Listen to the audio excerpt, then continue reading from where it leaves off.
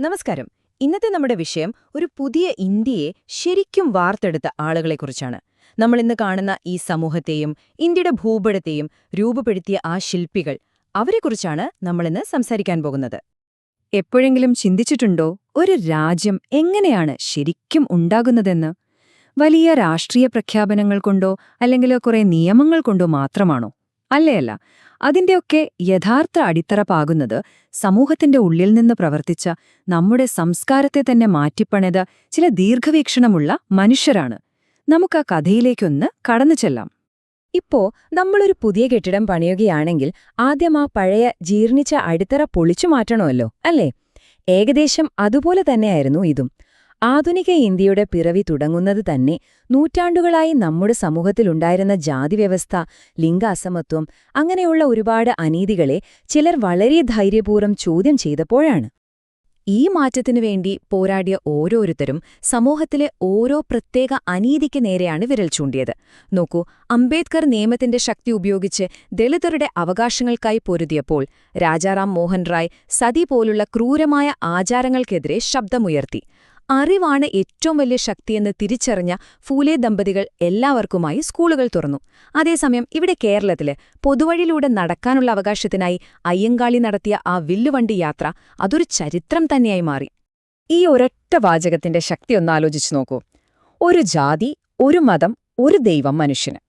ശ്രീനാരായണ ഗുരുവിന്റെ ഈ ലളിതമായ ആഹ്വാനം ശരിക്കും കേരളത്തിലെ ജാതി വ്യവസ്ഥയുടെ അടിത്തറയിളക്കിയ ഒരു വലിയ സാമൂഹിക വിപ്ലവമായിരുന്നു. ആശയങ്ങൾക്ക് എത്രമാത്രം മൂർച്ചയുണ്ടെന്ന് ഇത് നമുക്ക് കൃത്യമായി കാണിച്ചു തരുന്നുണ്ട്.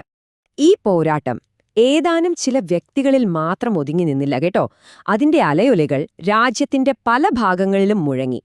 തമിഴ്നാട്ടിൽ പെരിയാർ, കേരളത്തിൽ ഡോക്ടർ പൾപ്പുവും മന്നത്ത് പത്മനാഭനും, ബംഗാളിൽ ഈശ്വർ ചന്ദ്ര വിദ്യാസാഗർ, ഇവരെല്ലാം സാമൂഹിക തിന്മകൾക്കെതിരെ ശക്തമായി പോരാടി. ഇതൊരു ഒറ്റപ്പെട്ട സംഭവമേ ആയിരുന്നില്ല, മറിച്ച് രാജ്യവ്യാപകമായ ഒരു വലിയ ഉണർവായിരുന്നു അത്. അങ്ങനെ സമൂഹത്തിന്റെ അടിത്തറ ഉറപ്പിക്കാനുള്ള ശ്രമങ്ങൾ ഒരു വശത്ത് നടക്കുമ്പോൾ തന്നെ മറ്റൊരു വലിയ ചോദ്യം ഉയർന്നുവന്നു. ഈ പുതിയ ഇന്ത്യയുടെ ഭൂപടം, അതിന്റെ മാപ്പ് എങ്ങനെയായിരിക്കണം? ബ്രിട്ടീഷുകാർ അവരുടെ സൗകര്യത്തിനു വേണ്ടി വരച്ചിട്ട അതിരുകൾ മതിയോ? ആ ചോദ്യത്തിനുള്ള ഉത്തരം വളരെ വ്യക്തമായിരുന്നു: പോരാ. സ്വാതന്ത്ര്യം കിട്ടിയതോടെ തങ്ങൾ സംസാരിക്കുന്ന ഭാഷയുടെ അടിസ്ഥാനത്തിൽ സംസ്ഥാനങ്ങൾ വേണമെന്ന ആവശ്യം രാജ്യത്തിന്റെ പല കോണുകളിൽ നിന്നും ഒരു പുതിയ രാഷ്ട്രീയ ശക്തിയായി ഉയർന്നുവരാൻ തുടങ്ങി. ആ വലിയ മാറ്റത്തിന് തീ കൊളുത്തിയത് പോറ്റി ശ്രീരാമലു എന്ന ഒരൊറ്റ മനുഷ്യന്റെ ജീവത്യാഗമാണ്. തെലുങ്ക് സംസാരിക്കുന്നവർക്ക് വേണ്ടി ഒരു സംസ്ഥാനം വേണമെന്നാവശ്യപ്പെട്ട് അദ്ദേഹം 56 ദിവസം നിരാഹാരം കിടന്നു. അദ്ദേഹത്തിന്റെ മരണം രാജ്യത്തെ ശരിക്കും പിടിച്ചുകുലുക്കി. അതിന്റെ ഫലമായി 1953 ആന്ധ്ര എന്ന ആദ്യത്തെ ഭാഷാ സംസ്ഥാനം നിലവിൽ വന്നു. ഇത് പിന്നീട് ഇന്ത്യയിലുടനീളം ഭാഷാടിസ്ഥാനത്തിൽ സംസ്ഥാനങ്ങൾ ഉണ്ടാക്കുന്നതിലേക്ക് നയിച്ചു. ഇനി നമ്മുടെ സ്വന്തം കേരളത്തിന്റെ കാര്യമെടുത്താലും അതിന് അതിന്റേതായ ശില്പികളുണ്ട്. തിരുവിതാംകൂർ, കൊച്ചി, മലബാർ എന്നിങ്ങനെ മൂന്നായി ചിതറിക്കിടന്ന മലയാളികളെ ഐക്യകേരളം എന്ന ഒരൊറ്റ സ്വപ്നത്തിന് കീഴിൽ ഒരുമിപ്പിക്കാൻ കെ.പി. കേശവമേനോൻ, EMS, പട്ടം താണുപിള്ള തുടങ്ങിയ നേതാക്കൾ വഹിച്ച പങ്ക് വളരെ വലുതാണ്. ശരി, ഇനി നമുക്ക് തമിഴ്നാട്ടിലേക്ക് പോകാം. അവിടെ സാമൂഹിക പരിഷ്കരണവും ഭാഷാപരമായ അഭിമാനവും എങ്ങനെ കൈകോർത്ത് ഇന്ത്യയിലെ ഏറ്റവും ശക്തമായ ഒരു പ്രാദേശിക ഐഡന്റിറ്റി രൂപപ്പെടുത്തിയെന്നതിന്റെ വളരെ രസകരമായൊരു കഥയുണ്ട്. ഇതിന്റെയൊക്കെ പിന്നിലെ പ്രധാന എഞ്ചിൻ എന്തായിരുന്നുവെന്നറിയാമോ?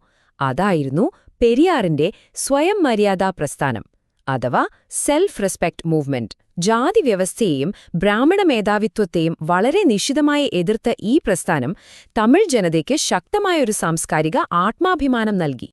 അങ്ങനെ ഇരിക്കുമ്പോഴാണ് കേന്ദ്ര സർക്കാർ ഒരു നിർണായകമായ നീക്കം നടത്തുന്നത്. ഹിന്ദിയെ ഇന്ത്യയുടെ ഒരേയൊരു ഔദ്യോഗിക ഭാഷയാക്കാൻ ഒരു ശ്രമം നടന്നു. ഇത് സ്വാഭാവികമായും പല പ്രാദേശിക ഭാഷാ സമൂഹങ്ങളിലും ഒരു വലിയ ആശങ്കയുണ്ടാക്കി. പക്ഷേ തമിഴ്നാട് അതിനെതിരെ ഒരു കൊടുങ്കാറ്റുപോലെ ആഞ്ഞടിച്ചു. തങ്ങളുടെ ഭാഷയ്ക്കും തങ്ങളുടെ തനതായ സ്വത്വത്തിനു നേരെയുള്ള ഒരു കടന്നുകയറ്റമായിട്ടാണ് അവരതിനെ കണ്ടത്. അത് ഇന്ത്യൻ ചരിത്രത്തിലെ തന്നെ ഒരു വഴിത്തിരിവായി മാറി. 1937 പെരിയാർ തുടക്കമിട്ട ആ പ്രക്ഷോഭം 1965 വിദ്യാർത്ഥികൾ ഏറ്റെടുത്തതോടെ അതിന്റെ ഉച്ചസ്ഥായിയിലെത്തി. ആ സമരത്തിന്റെ ഫലമായി കേന്ദ്ര സർക്കാരിന് പിന്നോട്ടു പോകേണ്ടി വന്നു. ഹിന്ദിയോടൊപ്പം ഇംഗ്ലീഷും ഇന്ത്യയുടെ ഔദ്യോഗിക ഭാഷയായി തുടരാൻ തീരുമാനമായി. ആ ഇരട്ടഭാഷാ നയമാണ് നമ്മൾ ഇന്നും രാജ്യത്ത് പിന്തുടരുന്നത്.